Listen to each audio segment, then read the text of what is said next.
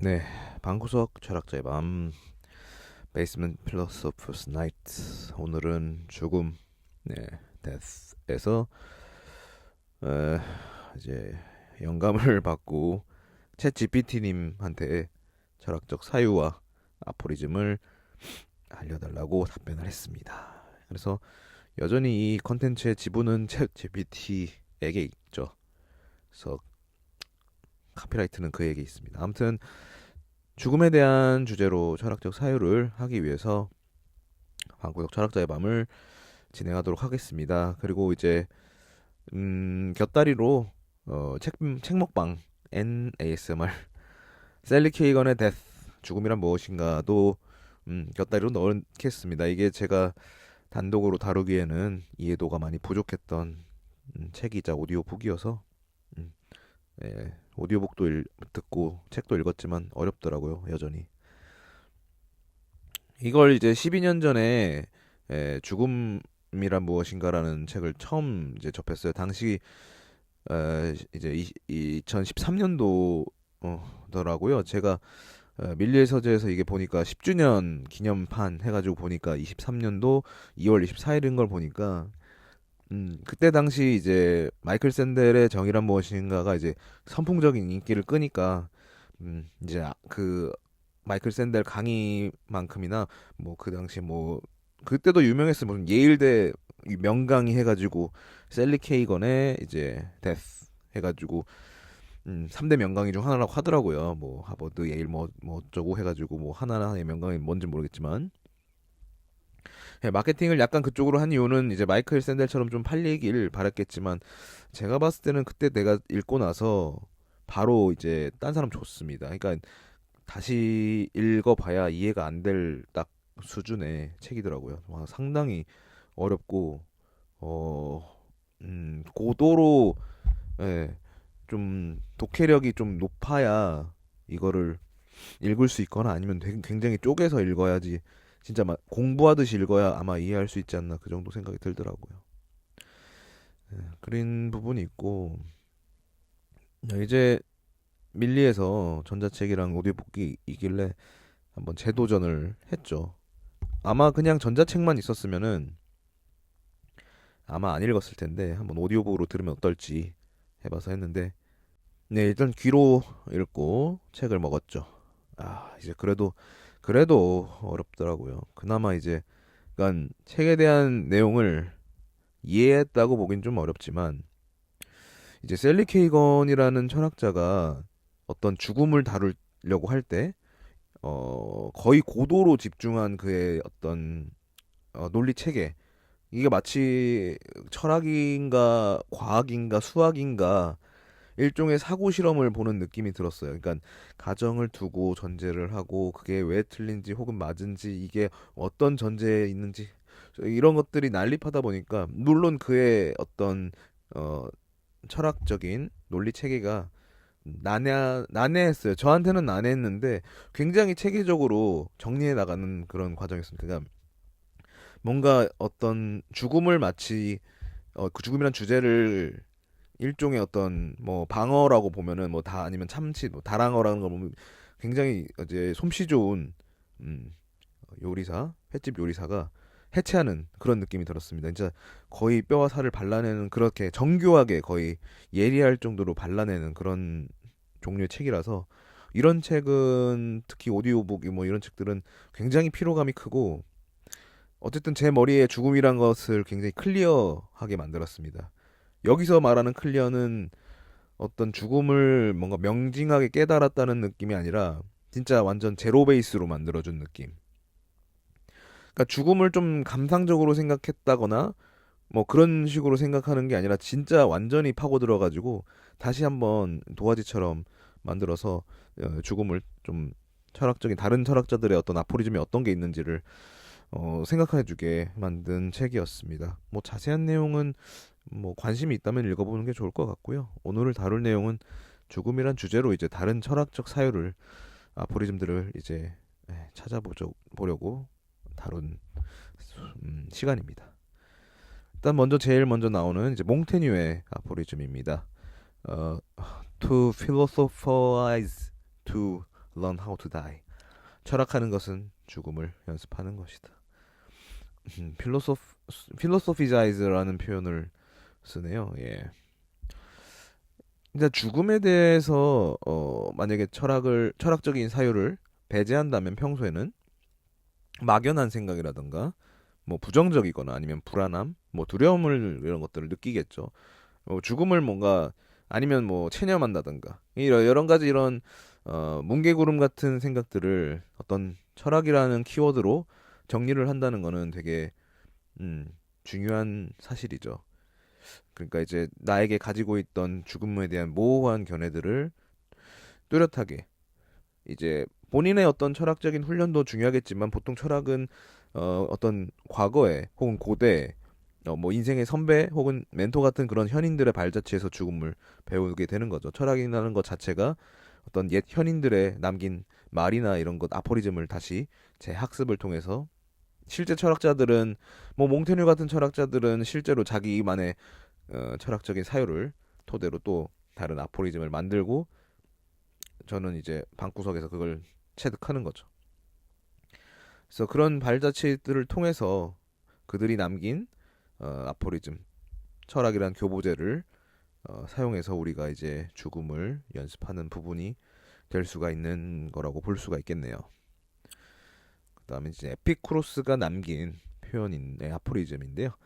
Death has nothing to us, since when we exist, death is not, and when death exists, we are not. 약간은 소피스트들의 말장난 같기도 한데 뭐 적합한 표현이죠. 우리가 살아 있을 때는 사실 죽음과는 별개의 삶을 사는기 때문에 아무런 관계가 없지만 또한 우리가 죽는다면 죽는 순간 우리는 또 소멸하기 때문에 사실상 죽음과는 전혀 또 무관한 상태가 되는 거죠. 삶 자체가 끝났기 때문에. 그런데 이제 문제는 이제 우리가 죽음을 계속 간접적으로 경험하고 또 이런 진폭이 계속 커지는 거죠. 왜냐면 세월의 흐름에 따라서 우리가 나이가 들고 주변에 이제 가깝거나 뭐 이제 그런 분들이 돌아가시는 경우도 있고 또 사건을 통해서 또 죽음을 접하고 마찬가지로 또 자신에게 죽음에 가까운 이제 실제 경험들을 뭐 죽을 뻔한 경험일 수도 있고 진짜 자기가 이제 몸소 어떤 거의 죽음에 가까운 경험들을 직간접적으로 하게 되긴 하죠. 그래서 이 표현이 뭐 틀렸다라기보다는 죽음이란 거를 이제 직접적으로 겪을 수는 없죠. 그래서 죽음은 실제하진 않는 거죠. 어떻게 보면 우리 현실 세계에서는 내 자신한테는 왜냐하면 그게 실제가 되는 순간 우리는 세상에 존재하진 않으니까 약간 논리 명제 같은 그런 느낌이었습니다. 그다음에 이제 마틴 하이데거의 Man is a being toward death. 인간은 죽음을 향해 존재하는 존재다.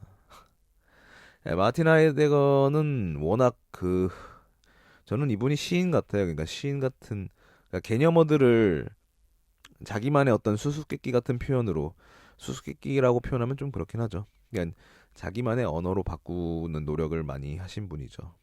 왜냐하면 이분도 어떻게 보면은 기존의 어떤 관념들을 도화지처럼 만들기 위한 작업을 했던 분인 것 같아요. 언어를 던져서 그 생각 안에서 이제 풀어나가는 그게 이제 존재와 시간에 담겨 있는 뭐 현존재, 다자인이라고 하는 영어로는 이제 더 비잉이 되는데 사실 다자인에 정확히 이제 들어맞는다고 보기도 현존재는 더욱 더 어려울 수도 있고요. 하이데거의 관념에 대해서는 잠깐만 그냥 간단히 설명하자면 어쨌든 우리는 현 존재고 현 존재란 건 결국 우리가 일종의 세상에 던져진 그 세계에 내 던져진 존재이며 그렇게 내 던져진 존재로서 우리가 이제 불안이라는 형태로 이제 실존적인 상태에 빠져 있다고 표현합니다. 그러니까 불안의 정서가 결국 우리는 죽음을 알기 때문에 그러니까 죽음이란 확실성 그리고 우리는 실존하고 있는 이 상황에서의 그 불안정한 불확실성 속에서 살아가야 되는 상황에서 이제 계속 끊임없이 존재 물음을 하는 것인데 그것은 이제 존재의 시간이라는 책에서 존재에 대해서만 다룬 거고 시간은 이제 나중에 나올 예정이었는데 나오진 않았지만 결국 우리는 여기서 하이데거의 입장에서는 불안이란 이 현재의 상태에서 죽음을 향해 투월드니까 이제 계속 뻗어져 나가는 그 어떤 과정이 이제 어떻게 시간의 흐름 선상에 있는 거죠. 네, 이제 뭐 하이데거의 표현이 정확히는 잘 몰랐지만 결국 그 미래로 뻗어지는 그 과정에서 결국 불안이란 나는 이 현재에 머물러 있고, 그러니까 시공간이 과거, 현재, 미래가 전부 지금 현 존재로 안에 있는 개념으로서 계속 우리는 끊임없이 불안과 내던져진 존재로서 살아가기 때문에 어떻게 보면 이제 죽음 그 자체에 대해서 불안을 느낄 수밖에 없는 상황인 것이죠. 뭔 개소리인지 모르겠지만 예, 그렇게 네, 생각이 하이데거가 개소리가 아니고 제가 개소리를 했죠. 예. 그다음에 이제 톨스토이의 Death is not the end of life, but its goal이라고 하네요. 죽음은 삶의 끝이 아니라 삶의 목표다. 뭐 톨스토이 문학도 실존주의 철학과 좀 맞닿아 있다고 하는데, 음, 제가 그나마 좀 깔끔하게 이해했던 작품이 이제 이반 일리치의 죽음이었는데요. 그가 죽음을 선고받기 전에 이제 마치 자신이 불멸할 것처럼 살아왔는데 갑작스런 죽음 선고에 대해서 굉장히 충격이고 주변의 태도는 더욱더 충격적입니다. 예, 그가 죽었을 때 어떤 금전적인 부분이나 이런저런 부분들, 그러니까 그 죽음을 선고받는 자신에 대한 자신은 타자화되는 그 상황에 대해서 굉장히 충격을 받고 그것을 이제 체념하면서 이제 비참하게 전개되는 그 서사가 참 매력적인 작품이었는데요. 그럼 이반 일리치의 어떤 죽음을 생전 어, 염두에 두지 않았기 때문에 어떤 죽음을 삶의 끝이라고 생각해버린 그런 대표적인 주인공 캐릭터죠. 그렇기 때문에 이런 이반 일리치와 같은 태도로 살아가기보다는 항상 죽음을 마주하면서 살아가는 그것이 죽음이 마치 삶의 목표인 것 마냥 항상 죽음을 옆에 두고 생각하고 있는 것이 음, 비참함을 막을 수 있는 어, 교훈이 아닌가 싶습니다. 그래서 이반 일리치의 죽음도 괜찮은 작품이라서 나중에 오디오북으로 한번 제가 아마 장바구니란다. 나만의 서재 그 밀리의 서재 뭐 장바구니이긴 하죠. 예. 밀리의 서재 장바구니에 넣어놨습니다. 넣어놓은 것 같네요. 아무튼 그 다음은 세네카 스토어 철학의 거두시죠. 네, He who fear death lives as a slave.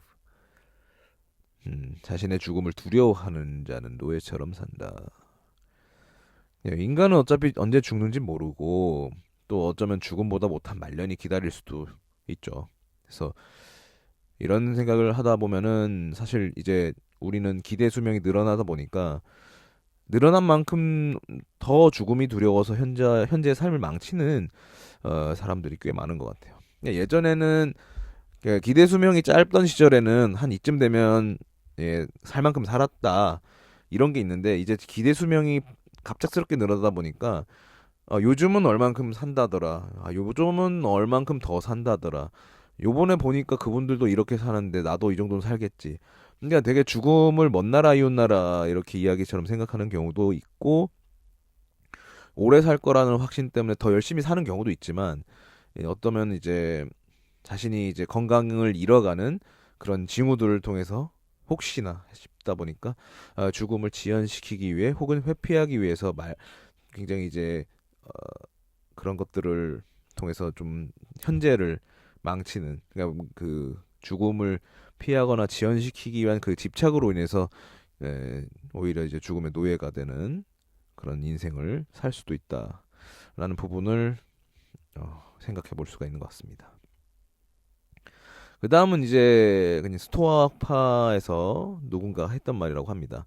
Remember that you will die. 라틴어로는 이제 메멘토 모리.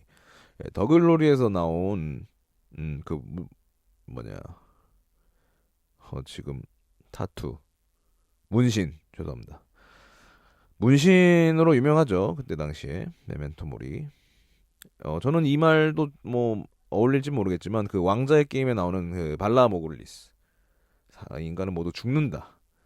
이거랑 약간 맥이 맞다고 봅니다. 그래서 우리는 모두 죽고, 근데 그게 언제 어디서 어떻게 죽을지 모르지만 결국 죽는다는 그것을 이제 마음에 새겨두지 않는다면은 인생이 참 공허해질 수도 있고 불안해질 수도 있다라는 메시지가 될 수 있겠습니다. 네, 여기까지가 이제 챗 GPT님이 안내해준 여러 아포리즘들이었고요. 그 다음에는 이제 질문을 던져 주셨습니다. 몇 개는 지웠고요. 몇 개는 이제 남겨놨습니다. 먼저 철학적 질문들, philosophical questions on death. 죽음의 본질, the nature of death. 자, 이제 첫 번째 질문이네요. Is death merely the end of existence or the beginning of the new mode of being? 죽음은 단순한 소멸인가 아니면 새로운 존재 방식의 시작인가? 뭐 이건 사후 세계에 대한 믿음을 묻는 질문으로 보여지긴 하는데요. 사실 소멸을 전제로 하고 죽은 자는 소멸하지만 다른 사람들의 기억이나 기록을 통해 존재할 수 있다고 저는 생각이 들더라고요. 그렇다면 이제 if death did not exist, how would the meaning of the life change? 네, 죽음이 없다면 삶의 의미는 어떻게 변할까? 이거는 뭐 영생의 개념을 말하는 건지 모르겠지만 모두가 죽지 않고 죽을 수도 없는 상황이면은 대부분 이제 허무주의나 극단적인 자회나 테러 행위 혹은 이제 기괴한 행위들로 점철되지 않을까 하는 생각이 듭니다. 이게 죽음이 없다라는 문제는 그러니까 죽지도 못하고 죽이지도 못하는 상황이 발생할 텐데요. 만약에 이제 자기의 삶만 이제 죽음이 없다라고 하면 혼자만 영생을 살게 되는 거겠죠. 그 부분은 이제 셀리 케이건의 그 죽음이란 무엇인가에서 굉장히 잘 다뤄집니다. 이걸 저는 일단 샌드박스 게임에 한번 비교를 하자면 뭐 이를테면 뭐 엘더 스크롤이라는 뭐 일종의 게임이 있다고 칩시다. 그 있죠. 그런 게임이 실제로. 어떤 퀘스트를 다 깨고 나도 계속 플레이를 할 수 있는 샌드박스 말 그대로 모래판 게임이라고 하죠. 뭐 이것도 할 수 있고 저것도 할 수 있고 만약에 뭐 기사로 키울 수도 있고 마법사로 키울 수도 있고 아니면 섞어서 기사를 뭐 마법 기사 뭐 이런 식으로 만들 수 있다고 칩시다.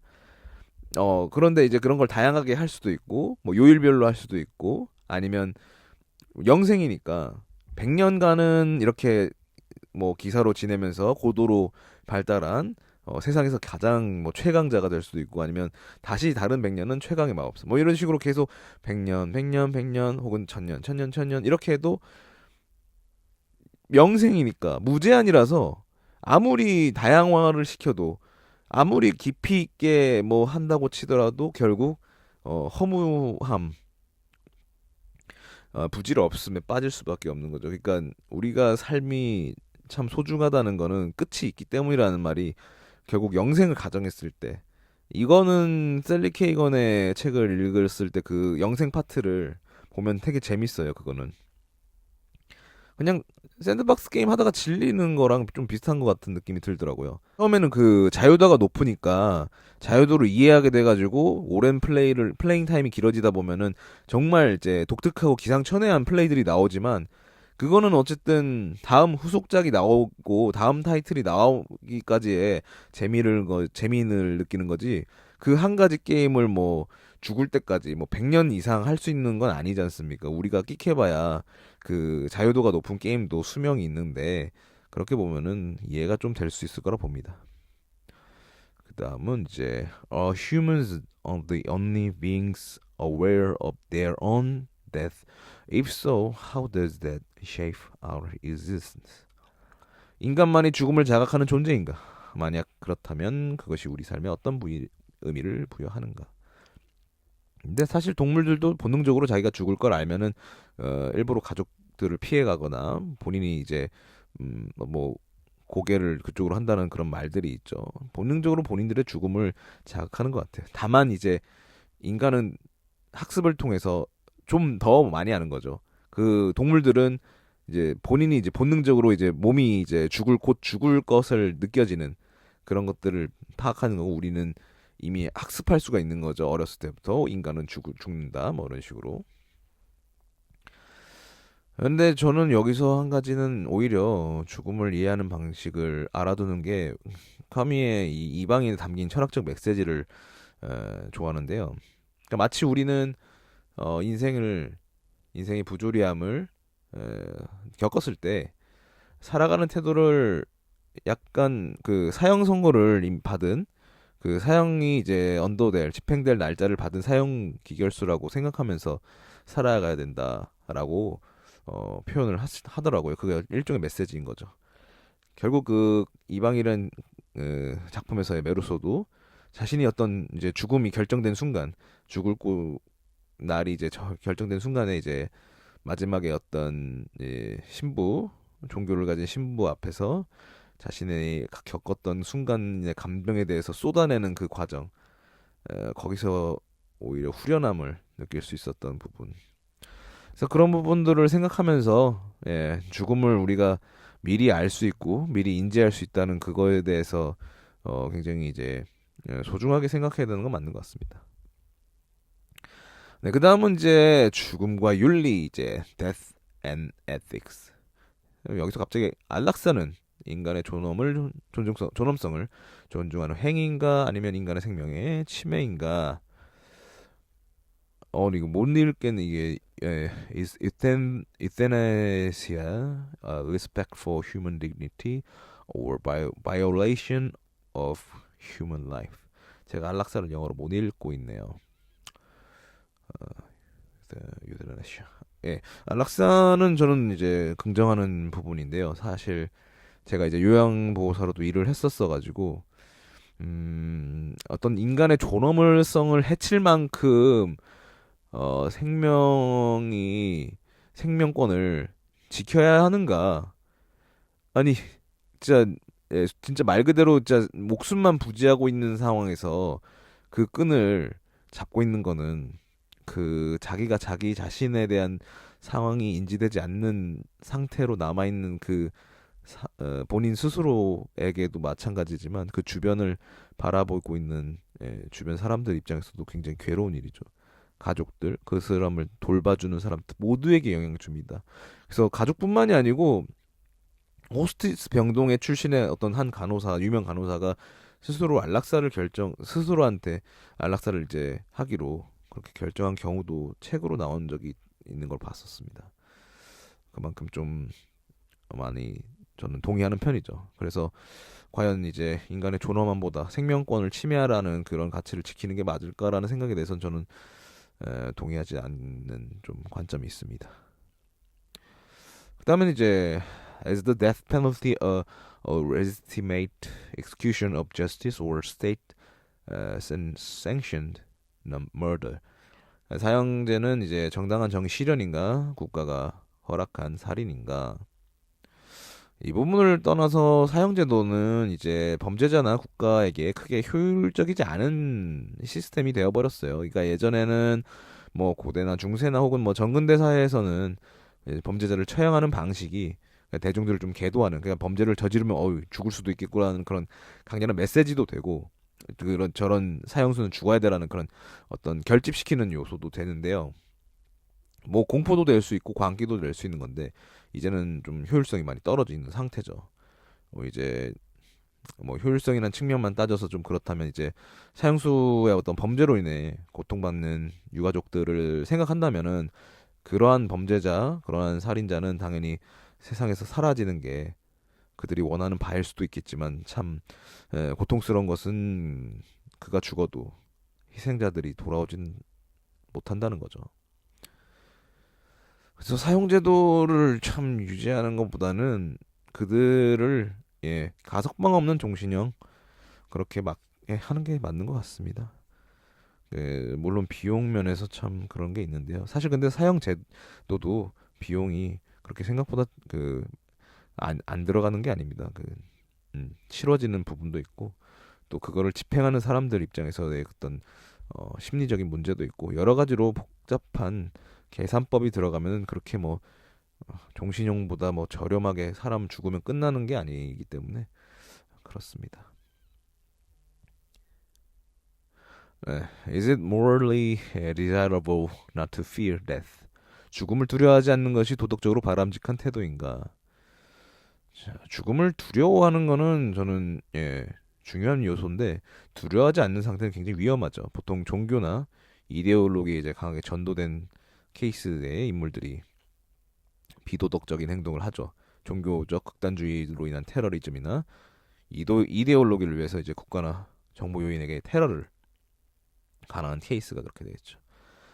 그런 분들은 이제 윤리나 도덕 위에 이제 종교 혹은 이데올로기가 이제 그 상위의 개념으로 박혀버린 생겨난 그런 상황이죠. 위험한 상태죠. 네, 그 다음에는 마지막인데요. 이제 죽음과 실존, death and existentialism. 실존. 이게 실존주의에 쓰이는 말이기도 하죠. 내가 내일 죽는다면 나는 오늘 어떻게 살아야 하나? If I were to die tomorrow, how should I live today? 빈지노의 If I die tomorrow가 떠오르는 구절이네요. 그냥 저는 약간 스피노자 마인드로 사과나무 심겠다라기보다 그냥 제가 할 일을 할 것 같아요. 그냥 제가 하던 대로 그냥 뭐 건강한 상태라면 되게 건강한 상태로 그냥 내일 끽 그렇게 되면은 그냥 오늘 하던 대로 그냥 아침에 수영하고 시간 나면 또 복싱하고 웬만하면 잠은 안 자고 싶긴 하겠지만 뭐 좋을 수도 있겠죠. 그러다가 뭐 마지막 삶이니까 글감으로 최고죠. 그걸로 이제 녹음도 해놓고 마지막 녹음, 마지막 글, 마지막 기도 그렇게 마무리할 것 같습니다. 사실 뭐 예전 같으면 이제 뭐 생각나는 사람 혹은 보고 싶은 사람을 전화할 수 있거나 만날 수 있다면 그 사람이랑 하루를 보내겠죠. 예. 하지만 지금은 그런 사람이 없습니다. Does death give meaning to life or does it take meaning away? 죽음이 삶의 의미를 부여하는가 아니면 의미를 빼앗아 가는가? 음, 일단은 죽음을 제대로 마주한다면 삶에 긍정적인 의미를 부여할 수 있는데 이 삶에 대한 의미를 빼앗겠다는 생각에 이 죽음을 해서 외면하다가 회피하다가 갑작스럽게 다시 그들과 이제 마치 교통사고처럼 마주쳤을 때 그때 죽음을 마주쳤을 때 이제 문제가 생기는 거죠. 그럴 때 삶의 의미를 뺏겼다고 생각할 텐데요. 그러기 전에 죽음에 대해서 제대로 마주하는 게 제일 중요하다고 생각됩니다. Which is more important, life or death? 네, 네, 삶과 죽음 중 더 중요한 것은 저는 죽음이 중요하다고 봅니다. 죽음을 제대로 이해하지 못하면 삶은 비참해질 수 있고 죽음이 있기에 삶이 있다고 생각이 들기 때문에 그러니까 우리가 당연히 삶에 대해서 이 죽음에 너무 집착해서 천착해서 살아간다는 거는 굉장히 더 노예적인 삶이고 우리가 죽을 수 있다, 죽음이 있다, 끝이 있다라는 그것을 전제로 항상 마음에 두고 있다는 거를 통해서 삶의 소중함을 오히려 망각하지 않는 힘이 되는 거죠. 자, 마무리는 이제 챗 GPT님이 멋지게 워딩을 하나 남겨줬습니다. Let us think of death not as an end, but as a mirror reflecting the essence of life. 죽음을 끝이 아니라 삶의 본질을 비추는 거울로 생각하자. 뭐 죽음도 그렇고 뭐 건강적인 부분도 그렇고 항상 자신의 위기에 대해서 항상 그런 부분이 찾아올 수 있다라는 것을 가까이 두는 게 좋은 것 같아요. 항상 그런 뭐 유비무환이라고도 표현하죠. 뭐 죽음을 준비할 수 있는 건 많지 않지만 저는 그냥 죽음을 진짜 친구처럼 두는 걸 좋다고 봐요. 그러니까 저는 좀 예전부터 이상하긴 했지만 죽음을 일종의 학문처럼 항상 공부하는 걸 좋아했어요. 그러니까 저는 호기심이 강한 분야는 약간 그걸 뭐 활자로 알아두는 걸 좀 좋아했던 게 있어가지고 물론 강연도 좋아하긴 하지만 대체로는 이제 정보를 좀 수집하는 경향이 있고 단순히 정보를 수집하던 경향에서 제가 이제 철학을 좋아하게 되다 보니까 이 정보 플러스 철학이 되니까 내 스스로 사유할 수 있는 힘이 생기더라고요. 그게 철학의 장점인 것 같아요. 그러니까 철학은 단순한 정보가 아니고 또 단순히 뭐 위인들이 남긴 뭐 어려운 뭐 지적인 척 하려고 하는 철학이 아니고 결국 말 그대로 우리 스스로에게 계속 질문을 던질 수 있는 물론 이제 주고받는 상대가 있다면 더 좋겠지만 스스로에게 자꾸 질문을 하게 만드는 내 생각을 스스로 자문자답하게 만드는 힘을 길러준 부분이 매력입니다. 그래서 죽음을 어떤 카테고리를 하나를 만들어 놓으면 제 삶에 카테고리를 만들어 놓으면 항상 그런 부분에 대해서 깊이 있게 생각하는 과정들이 생겨날 겁니다. 물론 매일 생각하라는 건 아니지만 항상 가끔씩은 열어볼 수 있는 공간 안에 에, 남겨두면은 분명히 삶을 좀 더 풍요롭게 살아갈 수 있는 진짜 내가 뭘 원하는지도 알 수 있는 부분이라고 생각이 듭니다. 저도 이제 죽음에 대해서 많이 알게 되고 알게 되고 정보적인 부분도 있고 철학적인 부분도 있고 삶의 경험치가 쌓이다 보니까 내 삶의 태도가 계속 바뀌어 나가는 게 좀 보이더라고요. 예전에는 남말 안 듣는 건 사실 마찬가지잖아요. 다들 그렇지만 근데 내 스스로가 좀 바뀌어야 된다라는 생각을 많이 하게 되더라고요. 어, 우리가 진짜 세상은커녕 내 옆에 에, 친구 하나도 못 바꿉니다. 근데 나 하나 바꿀 수 있거든요. 그러니까 그걸 많이 이제 깨닫는 부분 중 한 요소고 죽음도 마찬가지로 남이 죽는 거에 대해서는 사실 진짜 절실하게 느끼지 못해요. 심지어 가장 소중한 사람이 내 삶에서 떠나가더라도 결국 내가 죽음에 처하지 않는다면 내가 죽음에 가까운 일을 겪지 않는다면은 정말 죽음에 대해서 뼈저리게 알 수는 없습니다. 그래서 그 부분이 제가 마지막으로 말하고 싶은 부분이네요. 네, 이상 방구석 철학자의 개소리였습니다. 감사합니다.